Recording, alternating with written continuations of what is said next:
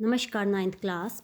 आज मैं आपको पीछे जो भी हमारे बोर्ड से पेपर आए हुए थे नाइन्थ क्लास के, उनमें से एक पेपर मैं अब आपको सोल्व करवा रही हूँ। यहाँ पे ये देखें, आपको पूरा टाइप होता है ये आपका पेपर। यहाँ पे आपको इसके दिए गए हैं कि भाई ये इंस्ट्रक्शन है, ये पढ़ लें। इसमें यहाँ पे पहले जो आता था, लास्ट ईयर तो चेंज हुआ है थोड़ा, पर उससे पहले क्या होते थे, 16 पेज थे, ठीक है। उसमें 19 प्रश्न थे। और ये आप एक बार बाद में पढ़ लीजिएगा, मैं आपको इसका पूरा फ़ोटो भेज दूँगी, ठीक है। तो फ़िलहाल मैं आपको सीधा सेक्शन ए पे लेके आ रही हूँ, जिसमें हर एक क्वेश्चन 1 मार्क होता था। ऑप्शनल होते थे ये, ठीक है। कुछ में ऑप्शन होते थे, कुछ में नहीं भी होते थे। तो ये देखें, यहाँ पे है फर्स्ट पार्ट इज 0.001 का बार बराबर का p बटे क्यू रूप होगा। तो ये आपका फर्स्ट चैप्टर से है सम। तो यहाँ पे आप क्या करते थे, अब इसमें आपको करके नहीं दिखाना, इसमें आपने सीधा आंसर निकालना है, पर मैं आपको करके दिखा देती हूँ। यहाँ पे आपका क्या होता था, जैसे स्टेटमेंट है 0.001 तीनों पे बार है। अब मैंने आपको पहले बताया था जितनों पे बार होगा, ठीक है, उतना ज़ीरोज़ लगा के आप मल्टीप्लाई करेंगे। जैसे अगर 1 पे होता तो 10 से करते, 2 पे होता तो 100 से। अब यहाँ पे 3 पे बार है, दैट मीन्स आप 1000 से मल्टीप्लाई करोगे, इधर भी इधर भी। तो ये देखें, यहाँ पे मैं करूँगी 1000 इंटू x, और यहाँ पे हो जाएगा 1000 मल्टीप्लाई 0.001 बार, ठीक है। अब यहाँ पे तो हो गया भाई 1000 x, और इधर क्या हो जाएगा, ये 3 0 हैं तो ये बार पीछे खिसक जाएगा। और बार का मतलब ये होता है, देखो रकम 0.001 001 001, इस तरह से सीरीज चलती है हमारी। बार का मतलब यही अंक बार बार रिपीट होते हैं, ठीक है। तो ये बन जाता है आपका बच्चों 1.00 सॉरी, ये होगा इसकी गुणा करेंगे, देखो 1000 से, तो 1 2 और 3 यहाँ पे आ जाएगा, तो पॉइंट होगा 1.001। इतना ही हम यहाँ पे छोड़ देते हैं, इसके आगे आप भी बार लगा दीजिएगा। अब ये देखें, इसमें क्या करते थे, इसमें से इसको माइनस करते थे, पूरा स्टेप वाइज करना होता है, पर क्योंकि हमें तो सिर्फ आंसर देना है तो मैं आपको सीधा करवा रही हूँ। तो ये घटाते हैं, लेफ़्ट में से लेफ़्ट, राइट में से राइट। 1000 है यहाँ पे और यहाँ है 1, तो 1000 में से 1 गया 999, मतलब 999x। इसमें से ये जाने पे देखो पीछे का तो सारा हट गया, सिर्फ बचेगा 1, तो x आ जाएगा 1/999, 1/999। तो ये इसका ऑप्शन हो गया ए, ठीक है। दूसरा है, प्रत्येक पूर्णांक एक परिमेय संख्या होता है। Every integer is a rational number. ये कहता है कि भाई ये ट्रू होता है, सत्य होता है, असत्य होता है, कभी कभी, हमेशा नहीं, या इनमें से कोई नहीं। True, false, not always, sometimes, none of these. तो बच्चों, अब पूर्णांक की बात होती है। पूर्णांक क्या होते थे हमारे, प्लस वाले, माइनस वाले और ज़ीरो इंक्लूड करते थे हम उसमें। अच्छा, परिमेय क्या होती हैं संख्या, जो हमारे बाय की फॉर्म में हो, बटे के रूप में हो। जैसे 2/3 हो गया या 2/1 हो गया। तो बच्चों, हमेशा पूर्णांक परिमेय हो ज़रूरी नहीं है, कभी कभी होता है, हमेशा नहीं होता। जैसे अब ये देखो, ये बाय की फॉर्म में है, ठीक है, पर पूरा एक अंक है, पूर्णांक पूरा अंक, ठीक है। इंटीजर जो है आपके होते हैं प्लस वाले, माइनस वाले एंड ज़ीरो। परिमेय दैट मीन्स रैशनल नंबर्स जो होते हैं हमारे बाय की फॉर्म में होते हैं कि कुछ 2/3, 3/2, 1/2, 2/1, इस तरह से। तो हमेशा नहीं होता, ये कभी हो सकता है, कभी नहीं भी हो सकता, तो इसका सी ऑप्शन होगा। उसके बाद थर्ड पार्ट है, यहाँ पे थर्ड क्वेश्चन है कि बिंदु (1, (3) कार्तीय तल में किस चतुर्थांश में स्थित होगा। चतुर्थांश 1 2 3 4, ठीक है। इंग्लिश मीडियम में स्टेटमेंट है, इन विच क्वाड्रेंट पॉइंट -1, -3 लाइज। ये पूछता है कि ये पॉइंट अकॉर्डिंग टू क्वाड्रेंट -1 है और -3 है। तो देखिए, क्वाड्रेंट हम बनाते थे ये, ठीक है, इस तरह से। यहाँ पे x भी प्लस का होता था, y भी प्लस का होता था। यहाँ पे इसमें ये फर्स्ट है, ठीक है, ये सेकंड है, ये थर्ड है और ये है फोर्थ। फर्स्ट में दोनों प्लस होते हैं, दूसरे में यहाँ पे x होता है माइनस का और y होता है प्लस का। थर्ड में आपके दोनों ही माइनस के हो जाते हैं, एक्स भी और वाई भी। अच्छा, फोर्थ में एक्स तो प्लस का होता है और वाई होता है माइनस का। अब आपके पास जो रकम में दे रखा है वो है माइनस का 1 और माइनस का 3, दोनों ही माइनस, दोनों माइनस होते हैं आपके थर्ड क्वाड्रेंट में, तो आंसर आ जाता है आपका सी। ठीक है। फोर्थ है कि निम्नलिखित बीजीय व्यंजकों में से कौन सा एक बहुपद है। ठीक है। Which of the following algebraic expressions is a polynomial. Polynomial कौन सा है, अब आप इसको में ध्यान से देखेंगे तो बच्चों इसमें आपका जो बहुपद है पॉलिनोमियल है तो ये है आपका बी वाला ऑप्शन। ठीक है।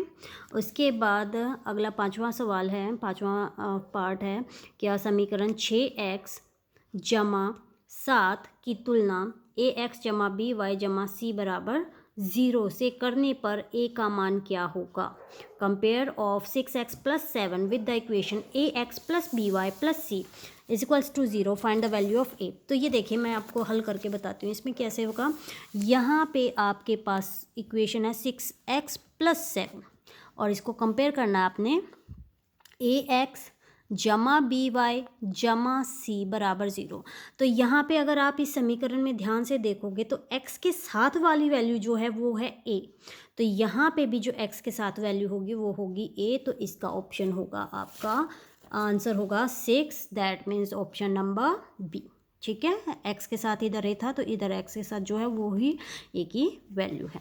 उसके बाद है भाई कि 2x square plus 7x plus 3 का गुणनखंड होगा क्या। The factor of 2x square plus 7x plus 3 is, तो इसको आपने सॉल्व करके देखना पड़ता है भाई हमें, या फिर ये है कि भाई अगर आप सॉल्व नहीं करना चाहते कि भाई इसके टुकड़े नहीं करने चाहते तो इनकी गुणा करके देख लो, मल्टीप्लाई करके देख लो, या फिर पूरा प्रोसीजर ये है कि 2x square plus 7x plus 3 first और लास्ट की मल्टीप्लाई कितना हुआ 6 क्या फैक्टर करेंगे 6 1 6 6 और 1 7 बना, तो यहाँ पे हम लिखेंगे 2x स्क्वायर प्लस 7 को लिखेंगे 6x प्लस 1x प्लस 3।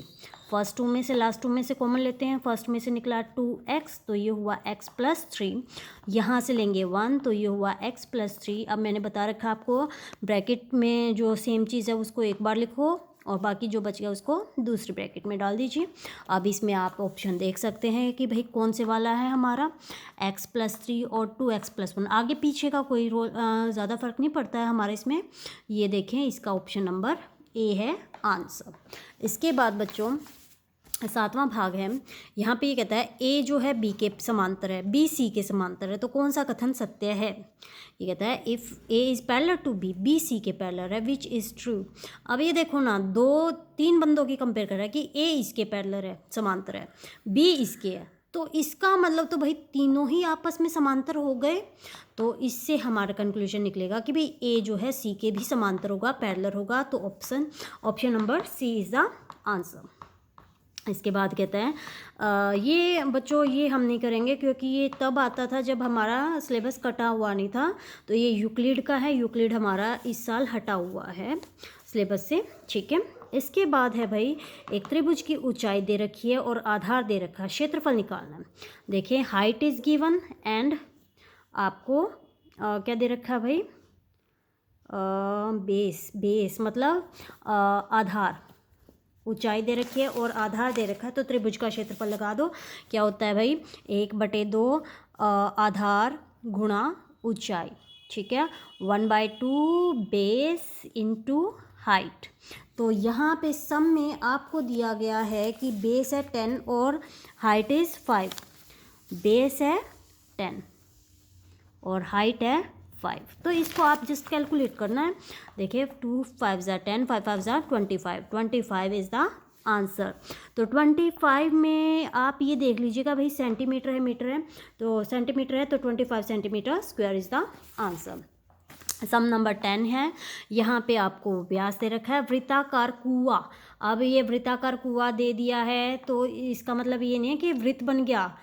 ठीक है। सर्कुलर वेल का जिक्र हो रहा है, तो वेल तो बच्चों हमेशा ही आपका होता है सिलेंड्रिकल शेप। ठीक है। अब कोई कुआं गोल तो देखा नहीं, ऊपर से देखने में भले ही गोल हो परंतु जो आकृति होती है कुएं की वो होती है हमारी बेलनाकार, दैट मीन्स सिलेंड्रिकल शेप, जिसका व्यास आपको दिया गया है, डायमीटर दिया गया है 3.5 मीटर, ठीक है। और आपको साथ में दिया गया है गहराई, गहराई मतलब डेप्थ, गहराई को ही हम लेंगे एज ए हाइट, ऊंचाई।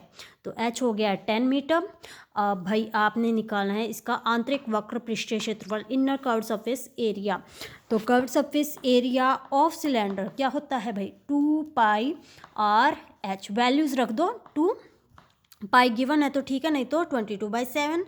आर होगा भाई डायमीटर का हाफ, मतलब 3.5 डायमीटर है तो उसका हाफ करना पड़ेगा, मतलब बटे में 2 करना पड़ेगा। आप पॉइंट हटा के नीचे 0 भी लगा सकते हैं।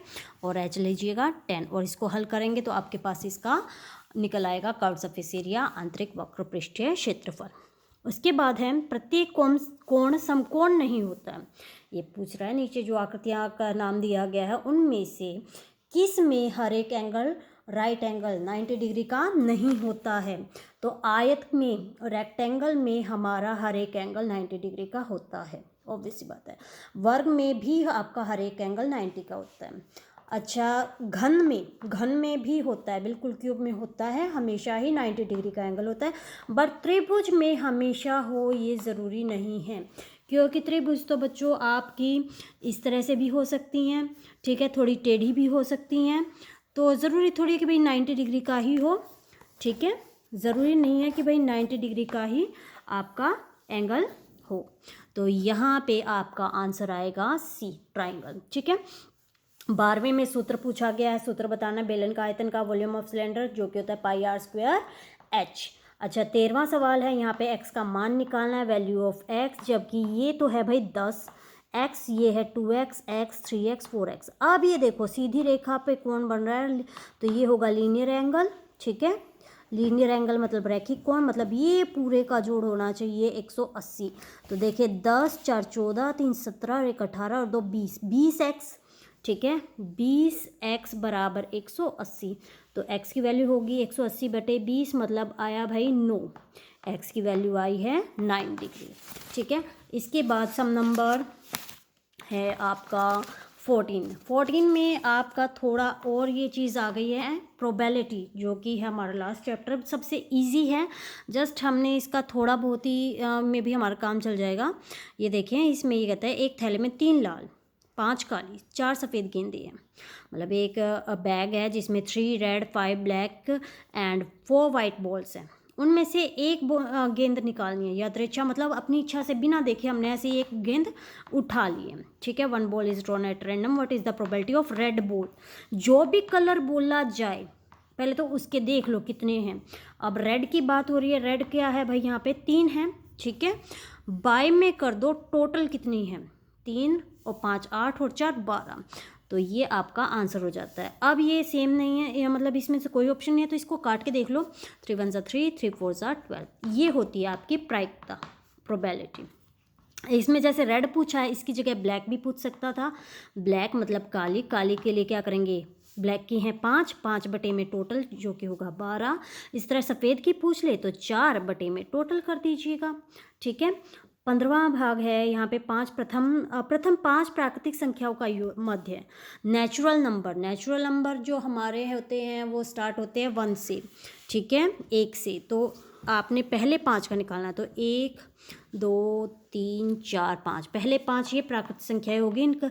अब माध्य निकालना है, माध्य में क्या होता है, सबका जोड़ बटे में जितनी संख्याएं हैं, 5 4 9 3 12 2 14 और 1 15, तो टोटल हो गया जी 15, जोड़ बटे में संख्याएं, मतलब ये आ गया 3, ठीक है। उसके बाद है अर्धवृत्त का कोण होता है क्या, एंगल इन सेमी सर्कल में बच्चों, अर्धवृत्त में हमेशा जो एंगल होता है ये होता है ये देखें, अर्धवृत्त में आप जब भी एंगल बनाओगे मतलब इस तरह से, तो ये होता है हमेशा राइट एंगल 90 डिग्री का, ठीक है। ये वाले कोण की बात हो रही है आपकी, ठीक है। कभी आप ये सोचो ये नहीं, इसके अंदर ऐसे, ये आपका सर्कल वृत्त वाले चैप्टर में से है। आज के लिए इतना है बच्चों।